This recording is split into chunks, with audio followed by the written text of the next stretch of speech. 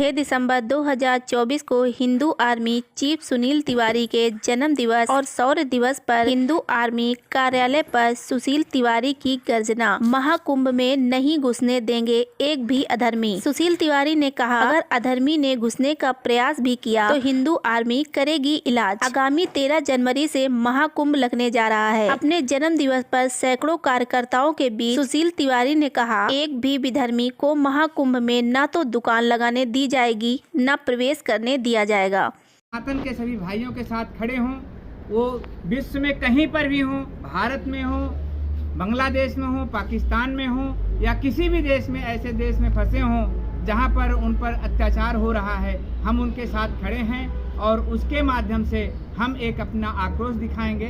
तो आप सभी से आग्रह है कि 10 दिसंबर को आप उस रैली में, आक्रोश रैली में शामिल हों और सभी हिंदू भाइयों का एक ताकत बढ़ाएं। बहुत बहुत आभार। वाक्य को सुधारें। आरएसएस में तो हर सनातनी को होना चाहिए और आरएसएस ऐसी संस्था है जिसको छोड़ा नहीं जा सकता। अगर आप एक बार ध्वज प्रणाम कर लेते हैं तो आजीवन आप संघ के स्वयंसेवक हो जाते हैं।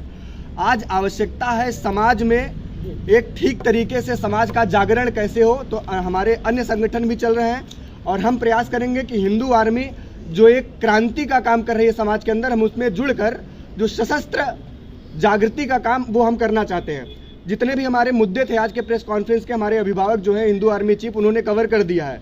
विशेष रूप से 13 जनवरी से हमारा महाकुंभ महामहोत्सव हिंदू आस्था का होने जा रहा है। उसमें मैं एक बात कहना चाहता हूँ, अगर मेरे घर में कोई पूजा है तो ये मैं निर्णय लूंगा कि मैं अतिथि किसको बनाऊंगा, मैं आमंत्रण किसको भेजूंगा। ये न तो सरकार का काम है तय करना, न तो समाज के अन्य धर्मों का काम है। ये काम तय करेंगे साधु संत और समाज के, हिंदू समाज के लोग। आज जो उत्तर प्रदेश की गद्दी है वो भगवा में है, एक संत उस पर विराजमान है। तो महाराज जी की नीति और नियत पे कोई संदेह नहीं है। उन्होंने इससे पहले भी हिंदू आस्था के कई प्रतीकों को उत्तर प्रदेश में स्थापित करने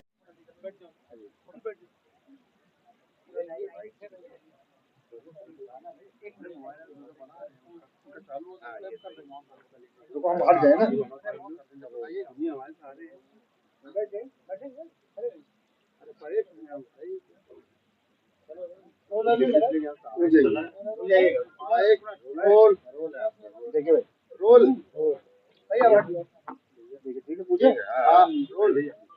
सुशील जी, आज 6 दिसंबर है, शौर्य दिवस मनाया जा रहा है और साथ ही संयोगवश आपका जन्मदिन भी है। क्या कहना चाहेंगे? मैं बहुत प्रफुल्लित हूं कि भगवान ने हमें उस दिन भेजा जिस दिन बाबरी विध्वंस हुआ। इस बात के लिए मैं भगवान को बार-बार जो है इस बात के लिए धन्यवाद देता हूं, प्रणाम करता हूं। बहुत ज्यादा सौभाग्यशाली हूं कि 6 दिसंबर को, बल्कि कई विधर्मी ये कहते हैं कि ये मंडंगत होगा, तो हमने कहा भैया सर्टिफिकेट हम ऑनलाइन डाल देते हैं, आप लोग देख लो, बर्थ सर्टिफिकेट है और ये हाई स्कूल का सर्टिफिकेट है। तो 6 दिसंबर शौर्य दिवस के दिन हमारा जन्म होना, ये अपने आप में बहुत ही सौभाग्यशाली मैं अपने आप को इस बात के लिए समझता हूं। चूंकि आज जन्मदिन का मौका है, सभी कार्यकर्ता गण आए हैं, मीडिया बंधु आए हैं। 2-3 मुद्दों पे हमने आपसे बात करनी है। पहला मुद्दा है कुंभ मेले का, महाकुंभ जो 2025 में लग रहा है 13 तारीख से, वो मुद्दा है। दूसरा जनसंख्या का है, तीसरा संबल का है। तो इस मुद्दे पे हम अपनी बात रखना चाहते हैं और हम चाहते हैं कि इस बात को प्रधानमंत्री मोदी जी तक आप पहुंचाएं कि प्रधानमंत्री मोदी जी के नेतृत्व में और आदरणीय योगी जी के नेतृत्व में उत्तर प्रदेश चल रहा है और मोदी जी के नेतृत्व में पूरा भारत चल रहा है।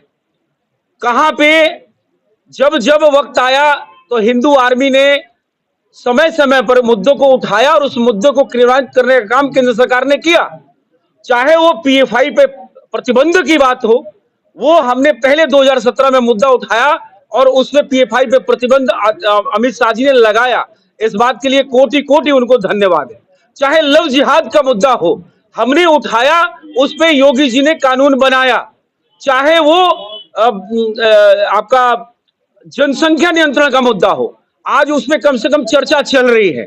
लेकिन मेरा या हिंदू आर्मी के प्लेटफॉर्म से आज जन्मदिन के दिवस पे ये मांग दोबारा पुनः और पुनः कि मोदी जी, बहुत इंफ्रास्ट्रक्चर हो गया, बहुत आपने रोड बना लिए, हम अमेरिका से भी ज्यादा बड़े बड़े रोडों पे चल रहे हैं, लेकिन इन रोडों पे कब्जा तो अल्टीमेटली जैसे आज बांग्लादेश का हालत है वैसे उन्हीं का होना है। तो उसको रोकने के लिए आपको हिंदू राष्ट्र से पहले जनसंख्या नियंत्रण लाने की आवश्यकता है। नहीं तो उनकी जिस तरीके से जनसंख्या वृद्धि हो रही है उस अनुपात में आप देखेंगे तो 2036 से 2040 तक हम बांग्लादेश की स्थिति में होंगे। योगी जी कह रहे हैं बटोगे तो कटोगे, मोदी जी कह रहे हैं एक रहेंगे सेफ रहेंगे। मान लिया, अरे एक तो हम हैं, एक नहीं होते तो आपको केंद्र में पिछले 10 वर्षों से कैसे बैठाए होते?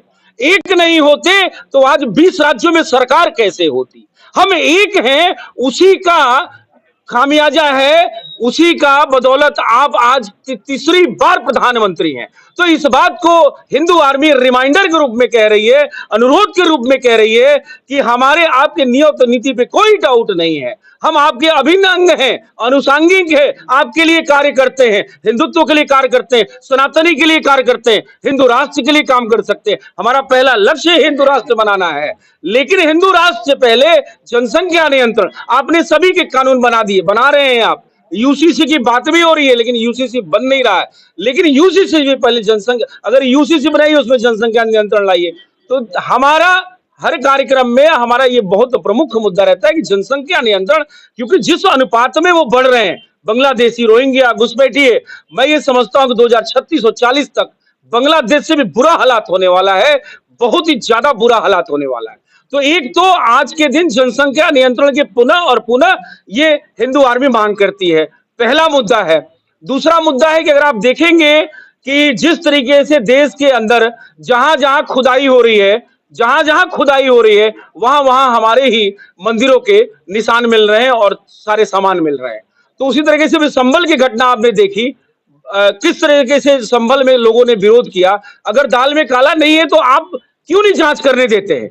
हम इसी तर्ज पे जो है, हमने विष्णु जैन से, हरिशंकर जैन जी से निवेदन किया कि लखनऊ का जो इमामबाड़ा है वो इमामबाड़ा नहीं, हिंदू मत्स्य भवन है। लखनऊ का रूमी दरवाजा नहीं, श्री राम द्वार है। लखनऊ अपने आप में लक्ष्मणपुर है। तो हमने विष्णु शंकर जैन जी से, हरिशंकर जैन जी से निवेदन किया कि आप ही जैसा राष्ट्र का जो पुत्र है, जो आपने जन्म लिया है, कि सारा ये जितने भी बाबर और अकबर ने कब्जे किए थे उनको हटाने का, तो एक लखनऊ भी लक्ष्मणपुरी है जहां पे हमारा हिंदू मत्स्य भवन है, जिनको श्रीवास्तव के पूर्वजों ने बनाया था। तो उसको भी इन मुगल के वंशजों से छुड़ाकर और हम हिंदुओं को सौंपने का कार्य करें।